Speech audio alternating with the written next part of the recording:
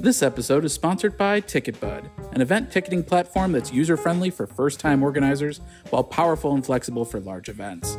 Access early payouts to help cover upfront event costs. Unlock everything with one low flat rate built into ticket prices. Unlimited ticket types, all features and customer support included. TicketBud also makes it easy to transfer event information from another provider. Get a 20% discount for all your 2021 events by visiting ticketbud.com/GatherGeeks. Are you Okay, so we're gonna Welcome to GatherGeeks, a podcast by BizBash, the place where people passionate about meetings and events come together. Here's your host, BizBash chairman and founder, David Adler. Today we have an event industry icon, Colin Cowie, who has just released his new book called The Gold Standard. It's a book that you need to read to make sure that your business stands out in this ever-changing, crazy world. It's all about upping your game to think about the intangibles that separate you from your competition. Colin is a one-man masterclass in doing it right, and now he's trying to use event thinking in all aspects of the hospitality, retail, and service industries. So in today's episodes, we explore passion, elegance, failure, style, conflict resolution, as well as the power of proactive customer service. He even dedicates his book to his housekeeper of 25 years, Gertrude, who knows him better than anyone else. So please take a listen and take notes. So I have worked tremendously for the last 20 years, doing a lot of design and hospitality consulting. So, it's been interior design, it's been programming, it's been banqueting, it's been how do we make and create these extraordinary experiences. And I worked as creative director for NetJets for 4 years. Warren Buffett asked me to make the most luxurious brand in the world for him. I was the creative director for Mira Hotel in Hong Kong, a huge, massive project. And they've just hired me now to do the Zaha Hadid building, which I'm doing the banquet space on the top floor in the private club. So it's the interior design, it's the banqueting, it's the programming, it's the full 9 yards, the back end of running an event space. Mm-hmm. So when I came back from my extraordinary wedding, and 3 days later went into lockdown and saw millions and millions of dollars just disappear overnight in income, not knowing where it was going to come from. And so I said, let's focus on the hospitality. And I realized that I have many different skills that I put under one umbrella, which made me very attractive to developers. So I reached out to 20 developers. Every one of them took my call. I ended up focusing on those in South Florida because I really wanted this project at the Boca Raton. I came here in July last year, closed one deal, and now I have 3 deals under contract for the next 2 to 3 years. So my income is taken care of, literally. I don't have the stress of we have a party, we don't have a party, we got busy for 1 month and down for the next month. And so I'm at Boca Raton, I'm the creative director for the Boca Raton Beach Club. So I'm redoing the entire place completely. I've done the lounge, the lobby, the patio. I've set up a restaurant. Marisol is my new restaurant. Today, we're delivering 2 of the sample rooms for all the rooms to be done. Fort Lauderdale, I'm doing Pier 66, where I'm creative director there.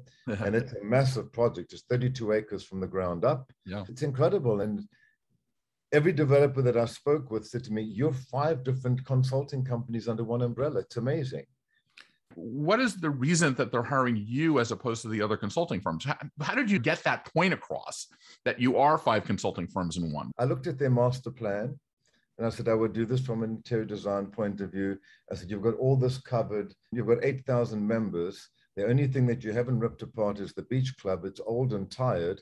If I put on my party planner's hat, I will be able to fix the lobby for you, turnkey and turn around. And you know that we are all deadline driven, right? On time, under budget. Yep. And that got their attention. And then they said, well, I said, I can do this. I said, let's develop a fragrance. The uniform should be this. The menu should be Mediterranean. It's use these recipes. And I just got so embedded into this that, oh my God, then it's give it to Colin. Colin can do this. Colin can do that. Colin can do that. And I made myself indispensable. What's interesting, I'm writing a piece on the new renaissance of the event industry. And the first I'm hearing from everybody is that what is in demand is event, because event thinking is a way of approaching a problem. And what you said earlier, and that I think is going to be the predominant way of approaching architecture and events and teaching and everything. Each time I do a restaurant or a bar or anything here, it's like doing a party. The difference is it doesn't come down on, we don't return all the property or all the equipment on Monday. It's there and it's an ongoing revenue stream. And is it the sort of the design of those kind of public spaces are about transporting somebody? The guest experience, and therein lies the gold standard. But how do we program a space? How do we bring it alive?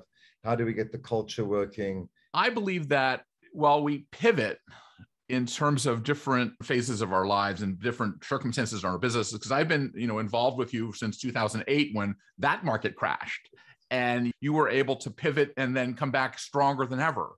And then we had the pandemic and you evolve and come back stronger than ever again. And is it something about this through line of your life that has allowed you to be able to be this resourceful? What the characteristics that other people should know about that you have that has made you so resilient? I have, a lot of people rely upon me at the end of every month for a check, right? I have a lot of responsibility to these people, and I don't have a trust fund to bail me out. So I've always had to be very smart and figure out what's the next chapter. And so you always look within. And I think if you really look in your darkest moment, you will find a ray of bright light. And that's what you hold on to. And we've weathered many storms, you and myself particularly. And so I basically said, I graduated cum laude in Knox and Falls from the University of whatever it takes. So that's what we do. And I think failure for me has never been an option. It's always been an opportunity and a challenge to figure it out. And so how do you do that though? Are you sitting there at home thinking about it? Like, what's your process to say, okay, I got to solve this problem? Yeah. First of all, I get angry, okay? And then I get depressed and I get upset and I say, I'm going to feel these feelings for the next 48 hours. And on Monday, I'm going to shave extra close. I'm going to pull my team together and it's a new, and then you just have to be positive and you pull your team together, you pull your resources together and you make magic. I think because we are in the events business, we are very solution driven.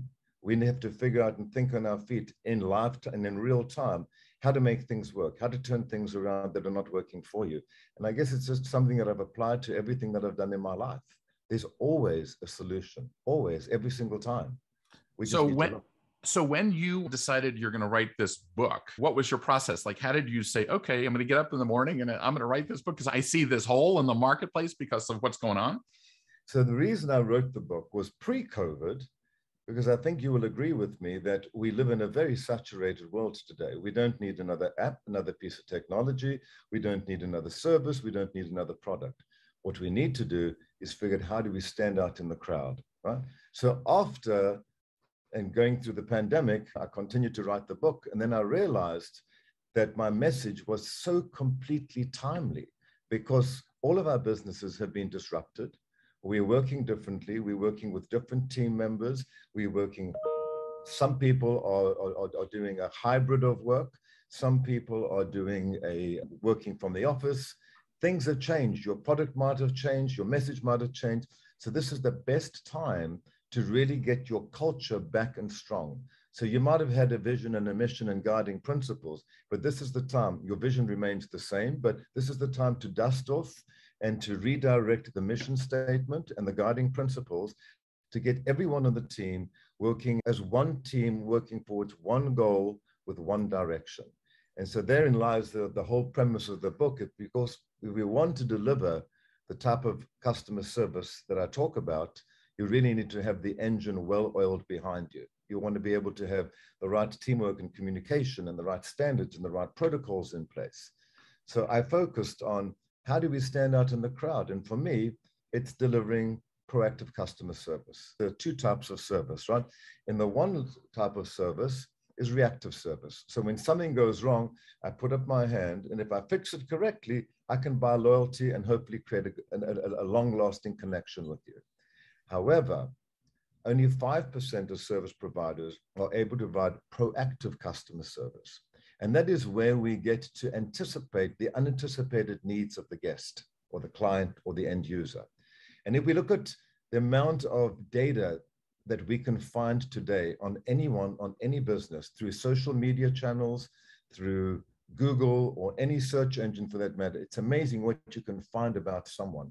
Use that information to tailor and to craft a guest experience that is really going to resonate with someone.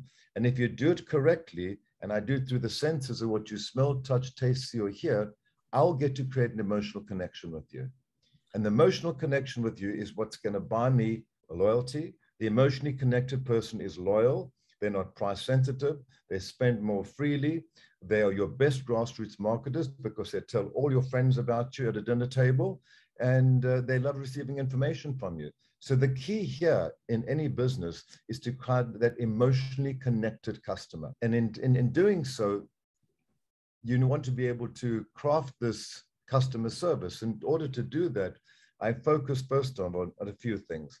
One is personalization. We want to connect. I want to use your name, look you in the eye, shake your hand, write you a handwritten note, but I want to create that connection. And then secondly, whatever it is that we're doing, show extreme attention to detail. Make sure that it stands out. Right? And then I like to add what I call a filter of elegance to everything. In other words, the moment you add elegance to anything, it naturally elevates the service. Right? And then we need to understand that none of this happens without teamwork and communication.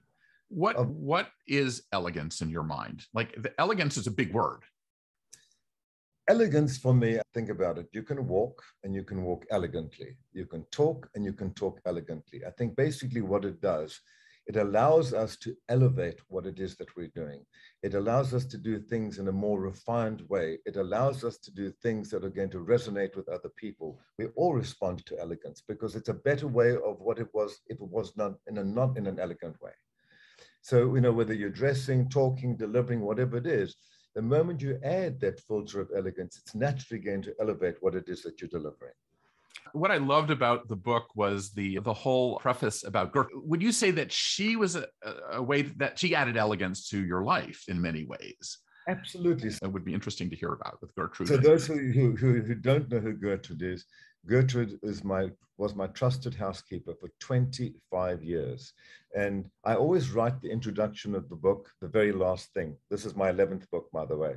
And I thought to myself, what is the most luxurious experience and what is the best customer service experience that I've ever had? And I thought to myself, was it flying the Concorde? Was it the extraordinary Safari Lodge in South Africa? Was it one of the big grand hotels in Europe? And then I realized I've lived this for 25 years. So Gertrude was my trusted housekeeper who worked with me for 25 years, who had the most extraordinary work ethic. In 25 years, I think she was sick 10 days. She was the first person there in the morning and the last person at night. It doesn't matter if a dinner party that ended at 11 o'clock or 3 a.m. She never left until it was spotless. When I was traveling and I was away, I'd come back and the freezer would be filled with pre-prepared food. So with the refrigerator, every piece of silver was polished. There'd be fresh orchids that had been potted everywhere.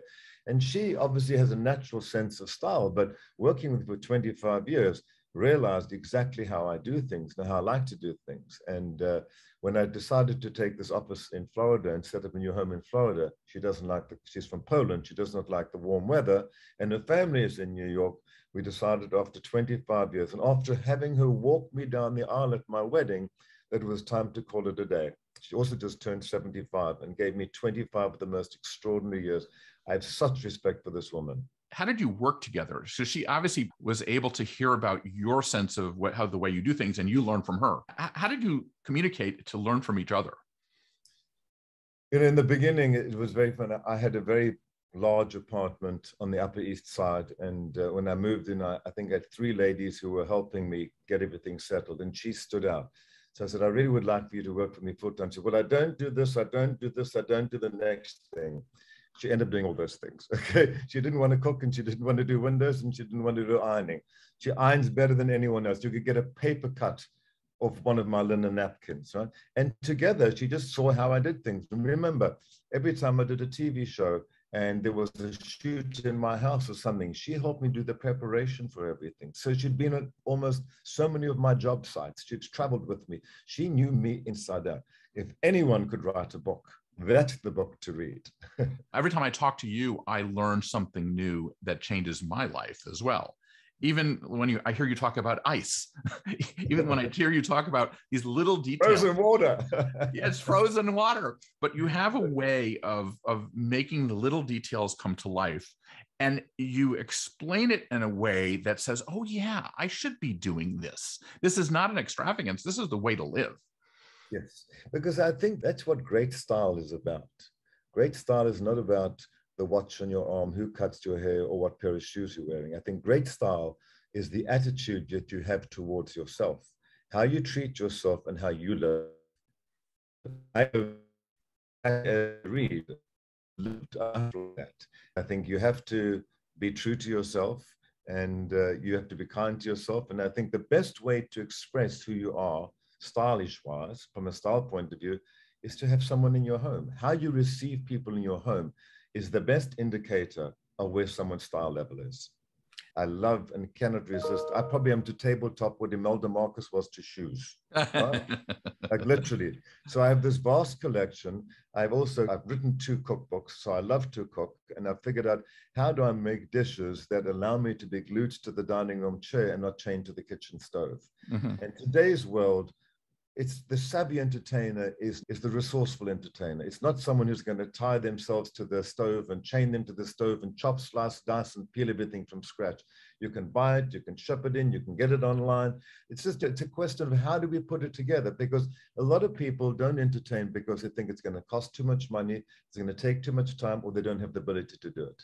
Today, it's all at your resources, at your fingertips. So it's about how do we buy and get everything that we need, because the real essence of entertaining is not impressing people. A lot of people think that you need to impress someone. It's about making them welcome and making them comfortable. Right? So I want to make sure that my table is set, and that the lights are dim, that the candles are burning, that the music is playing, that I've got the cocktail ready, the wine bottles are open. So when you walk in, I can entertain you effortlessly and elegantly, which was the name of my very first book. Can you go into the benefits of entertaining? I'm a total believer in that it adds so much to the quality of life. But how do you explain that to the average person? Why it is a benefit to, yes, you can do all the great things that you're doing, but you can also do it inexpensively and you can do it well. But why would people want to do it? I think it's one of the greatest pleasures of life. How do you explain it? It creates and it cements the emotional connection. And I'm sure you will agree with me that some of our most memorable moments are those moments spent around a dinner table. You know, I did this in my office in New York. Pre-pandemic, every time we saw a new client, it was showtime, right? So being part of the gold standard and delivering the best customer service, knowing that anyone who's called me has called 4 other people as well. So how do I stand out in the crowd? And we used to do these interesting things, like I would Google the client, see what they look like, have an intern downstairs, outside, looking for the person to arrive and greet them on the sidewalk and say, "Good morning, Mrs. Smith, welcome to Colin Cowie Lifestyle." Would then bring them upstairs into my conference room, and the conference room would be preset in anticipation of their arrival. They would sit in seats 1 and 2, which looked through the glass windows so they could see this elegant office and think, wow, I'm in the right place. They would look on the table. All my meetings were at 5, 6, and 7 o'clock in the evening. There'd be an open bottle of champagne, white wine, red wine, iced tea. I'd have nuts. I'd have 3 cheeses, crackers. If it was a big wedding coming up, I'd get Ladurée to do fabulous macarons for me with the bride's initials on them. I'd have a customized presentation with their name on the television screen. I'd bring my team in. We'd sit down. We'd make introductions, and we would entertain. And it's wonderful when you're around a table with food and wine and things, you get to disarm people after the second glass of wine when you're asking people to tell you about themselves, because we want to learn as much as we possibly can. It's a lot more freely when you're sitting on one side of a desk and someone's on the other side of the desk. So entertaining for me is a paramount way to do business. I've closed more deals around business dinner tables than I have sitting in an office. When I was working at the State Department, my friend was the chief of protocol, and under Hillary and Barack Obama, the concept of smart power was exactly what you're talking about, that it's the ultimate sense of using your diplomatic power. And so what you're doing is explaining soft power or smart power, or however you explain it. The other piece that is interesting, you can set up all the accoutrements, but you have the ability to be a great host. What is that secret? I'm a big believer in these Jeffersonian style dinner parties where you can actually facilitate so everyone feels part of it. What is your secret to being a great host? It's the guest list, right?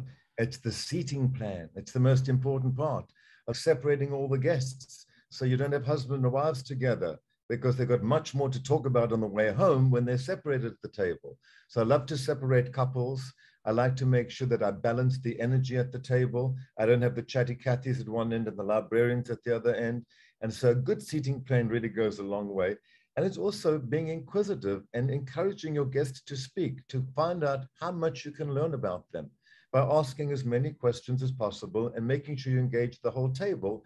Then it's like spinning plates. And then all of a sudden you've got a dinner service for 12 up there and you can't hear anyone talking because everyone's what, and having a good time. I think that's the sign of a good host, to make sure that everyone feels welcome, comfortable, and that they're engaged, and you keep the whole thing moving forward. As long as the good host doesn't talk about themselves the whole time. Well, we've been to those dinners too. But you have developed this sense of style from way back in your family. I'd like to hear a little bit about how you innately get the sense of and you seem to have gotten that from your family situation, and then when you were in the military, and you had this fearlessness that you can talk to anybody and engage them. What it was like to be in your family and learning all the manners, because we don't teach manners anymore. So first of all, I was born in Central Africa, Zambia, in a small town called Kitwe, where we had one country club that we belonged to, and there was a hotel and restaurant or two that you wouldn't dare put your foot in. So we were always receiving guests in our home. We always had dinner guests. We always had people staying in our home. And I was taught from a very early age how to entertain, and how to entertain at home using what we had available. It wasn't like it was sterling silver and footmen every single day, but we lived a very nice, elegant life. And my father and my mother were incredibly strict with manners. My mother walked into the room, we stood up. We walked on the street side when we were walking on the pavement. I opened the car door for her. She used to smoke cigarettes in a long, elegant cigarette holder in those days, and I'd have to pull out a lighter before she could find. When I sat and I slouched at the dinner table, my father tied my arms back with 2 dishcloths to the table to make me sure that I sit up straight. I sit so up straight today because of that. So manners were very important. And I got the first installation at home. And then, of course, I was drafted into the military. I was there for 2 years. I was taught to really survive, to take care of myself. And I learned a tremendous amount in the military. And then I've also traveled 15.5 million miles around the world, worked with some of the savviest hosts and hostesses in the world. And that's really how I've really built my intellectual property. Are you surprised at some of the richest people in the world don't have that background in style and elegance and manners? And money does not necessarily buy. I find all these young tech billionaires don't have a clue. They don't have a clue how to entertain. They're not interested in dressing beautifully. They wear Birkenstocks to dinner with the hair pulled back, and it's casual. Everything is casual. And that's why I love elegance and I love style, because it makes me stand out in the crowd. I get noticed. But you notice, do you find though that there's a sense that they want to, when they're introduced to you, they all of a sudden want to emulate you? Yes, because then they want to make a public statement. They want to be able to look good. And that's what many of my clients come to me for, because they know that I'll make sure that I make them look like the quintessential host and hostess. And that's what it's really all about. You want people to make sure that they receive their guests in a wonderful way and they make them comfortable and welcome. So let's go on to the gold standard. I noticed that you created chapters, and I don't know if that were meant for priorities. I don't know if the last chapter was the most important or the first one.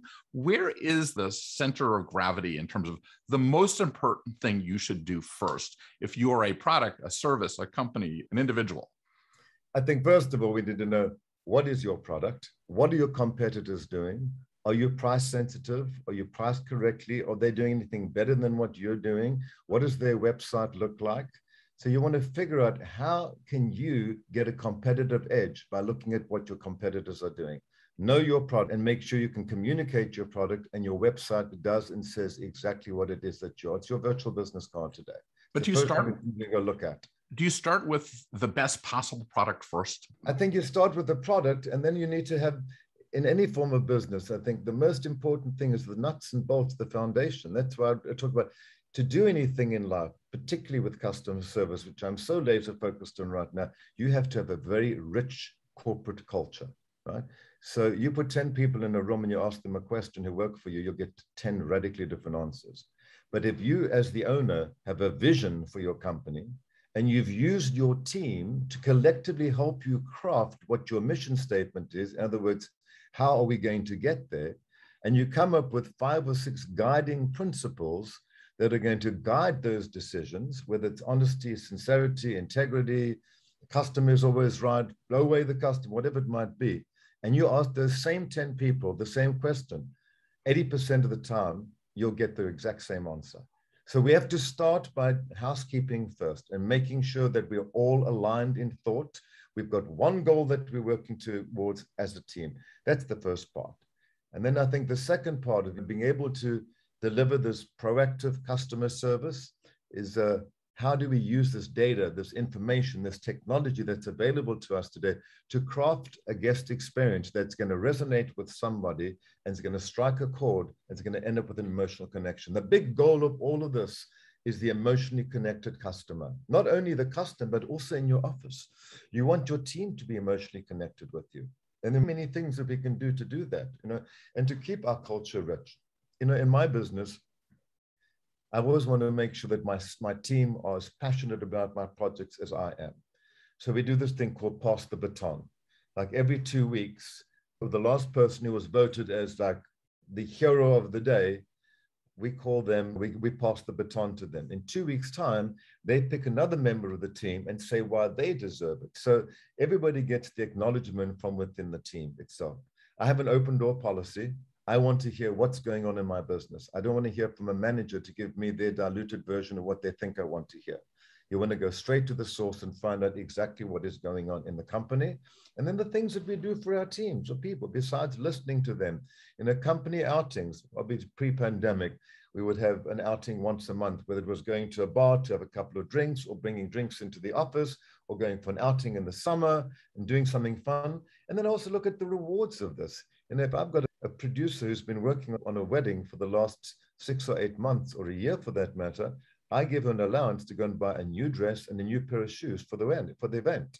I provide hair and makeup from the glam squad to dress all my girls, because when they walk on the floor, I want them to walk out there with confidence and style and represent Colin Cowie the right way. And what is your mission statement for your company? Our mission statement for the company is to do our very best to resonate with the customer and to stand out every single time.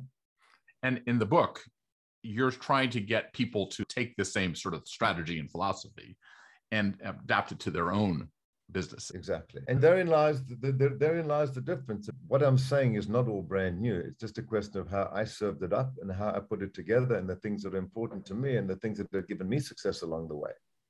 And that's why I talk about failure is such an important part. It's not about how many times we fall. It's about how many times we get up. And when you're using that analogy, when you're surfing on the surfboard, you're busy looking at how many people are looking at you and how good you look. You don't learn that much. But when you fall off the surfboard and you're wading in the water, right? That's when you learn the valuable lessons.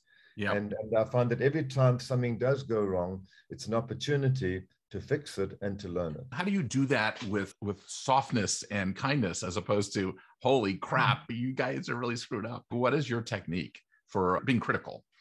Conflict resolution is so important. Anybody delivering customer service today, anyone who is in the front line today is going to deal with people who are upset or unhappy. We want people who are upset and unhappy, we want them to complain to us, because a complaint is an opportunity. It's an opportunity to fix it. If I fix it correctly and I impress you and I create this personal connection with, I will end up with loyalty and I'll end up with a new customer who's emotionally connected to me. So one of the things I like to, and I do this in the book, is this, the power of the 1-minute apology. When something goes wrong, okay, the first thing you do, regardless of the situation, you say, I am sorry.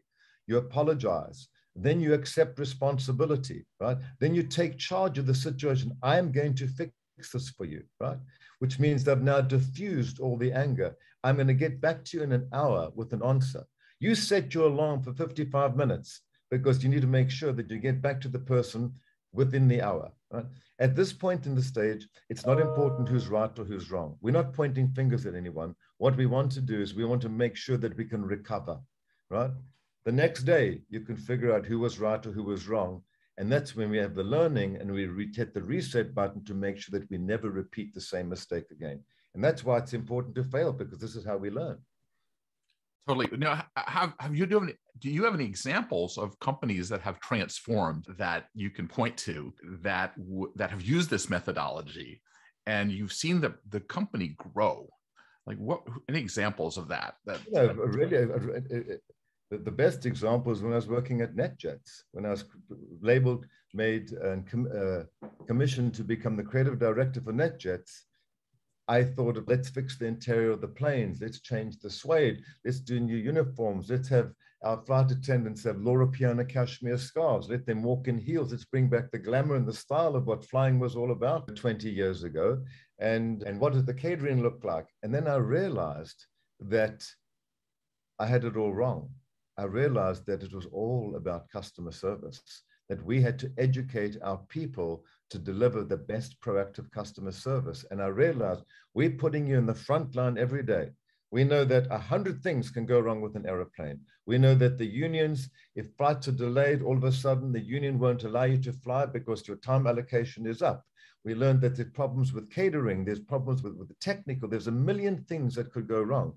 So the first thing I taught them was conflict resolution, how to not argue with someone who's smarter and richer potentially than yourself, how to deal with that situation. And it was one of the smartest things we did. The first thing we did was teach conflict resolution so you could figure out how to win in a bad situation. Are you finding that is a common problem in everything? That's why you wrote the book, but that's one of the predominant issues that you come across as the doctor of this. Yeah, I think too many people will argue a situation. Too many people will try to make their point. Too many people try to make sure that that's not important. What's important is how do we get ahead? You're a much smarter, you're a much more powerful person if you can take charge of a situation. Even if you're not 100% wrong, it's an opportunity. It's an opportunity to fix it. Right? Mm-hmm. What's the other half of that is just usually selfish ego of somebody wanting to be right. Sure. What's the next most important thing that you've seen in terms of your experience, in terms of when you need to fix something? That is it the details? Is it the user experience? Is it where is in the scale of importance? I think it's everywhere. So I think it's about taking a holistic approach, because what's important to me might be completely unimportant to you. Right. What's unimportant might be extremely important to me. Right. And I think it's how do we listen to our clients? That's the most important thing. That's how you craft good customer service, is by listening. When we listen, the first thing a lot of people do is the smartest thing to do is to shut up and to listen, right? Because as you're listening, you're now being able to craft your response using the information that the client wants to hear, versus you go and say, this is what you do, this is my situation, this is what it is. And you just put all this information out there. You might have said 3 things that were red flags for those people as you give your pitch. But if you ask someone first to tell you what's important for you when you have an event, what is the dream, what is the goal, what's the spirit, what's the feeling you want your guests to experience? Those are very telling questions. You get a tremendous amount of information when someone starts to talk about those things, because when you craft your response, they think you're some genius, not realizing that they gave you all the information to start with. Priya Parker, who has been one of the book, The Art of the Event, I believe it was called that, talks about how on the first go around, when you ask the client something, they don't really tell you the truth. How do you get to the truth for what they really want out of something? Yeah. It's backwards and forwards. It's like, and a lot of people, you'll say, what is your budget? They don't want to throw out the number, right? Mm-hmm. Or what's important. And you find you're dealing with very quiet people who they want you to put the first number out there. So I think just by engaging conversation and getting people to talk, you get people to open up, and then then give me a range. On the low end, it's this, and what is your fall of your chair number on the other end? And then get people to talk. But I do find I've been in that situation many times where people just don't want to give you any information because they just want to hear what you've got to say. And then eventually you get there. And how do you get the people, I guess this is as we wrap up, the transformation of people. You've watched people go from the person that's only dealing with the budget to all of a sudden realizing that you've opened up this whole new world for them. Have you seen it? Their businesses actually get much better. What are the results for using this approach from a NetJets or from others, that all of a sudden they're like, oh my God, how can I not have been doing this before? It's interesting. I think it comes from engaging people. And I noticed this with so many of my clients. I'd have maybe a bride and groom come into the office, and this was a few years ago, and the groom would say, whatever she wants, just let me know, I'll show up and let me be there. And then all of a sudden, I start to engage them, and I start to talk about the details, and I start to get excited. Then they get excited with me. And I've had titans of industries, I mean, major heads of state who don't want to miss a meeting because they're so emotionally involved. And I think that's what it comes to. It's getting people excited, and people get excited when you're excited, because once they're engaged, you've got them in your court, and all the no's become a yes. Yeah, it's so interesting. I'm involved with, I took a SOM course over the pandemic and for wine. And I am amazed how my partner who was helping me do it, all of a sudden we're into it a little bit, then we get into it more. Now we want to know the soil composition. We want to know every aspect of this particular thing to become connoisseurs of it. And we appreciate, and our palates are becoming good. So the price of our wines are going way up, but you realize what quality is. You do. And I think the other thing there, and that's what I call, and I use it in the gold standard, is passion. Passion is the fuel that delivers excellence. When you're passionate about something, most people say, oh, I give you 100% everyone else is giving. Give me 120%, because that's what's going to set you apart. Now, I always say between 100 and 120 is passion. Passion is the fuel for success. That is a fantastic way to end this interview. But I want to ask you one last question about what is next for Colin Cowie. How long do you see this era lasting? Is this going to be the future for a while? I think so, David. And I talk about this in the book, leading with the best example of yourself and always looking forward. So many people say to me, when are we going back? I got news for you. We're never going back, okay? This is a new world. Don't look left, don't look right, don't look behind you. Focus what's in front of you, because that's where we're headed, right? And we're going to find new ways to work, new clients, new things, new everything. Out of my dark moment when I started Thrive Hospitality, it was a way to make a living and to something that I was very passionate about, but I'd never taken the time to put all these assets under one umbrella and give it a name.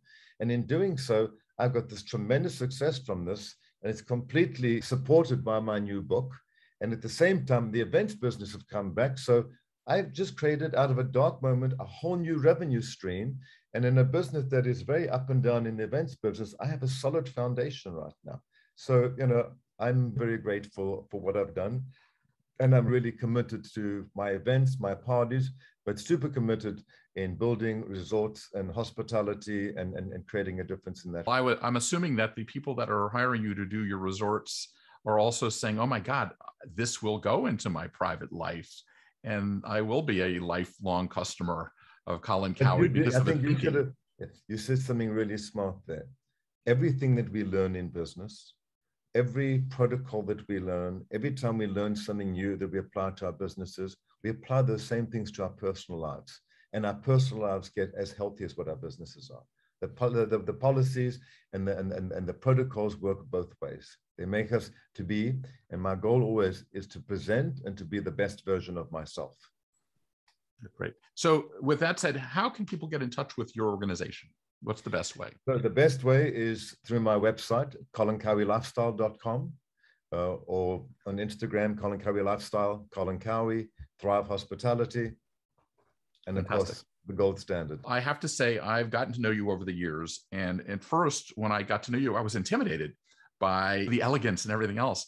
And then I've got to know you as a real human being, and you're one of the most humble people I know. And it's a pleasure. It's such a pleasure to know you and be your friend. And I look forward to learning more from you all the time. So thank you so much for joining us today. Thank you, David. I appreciate it. Thanks for listening to today's episode. If you like what you're hearing, be sure to subscribe to the podcast on iTunes or your favorite podcast app. We can be found on iTunes, Stitcher, SoundCloud, Player FM, Google Play, and Pocket Cast. Be sure to leave us a rating and review. It helps others discover the GatherGeeks podcast. We'd also love to hear from you.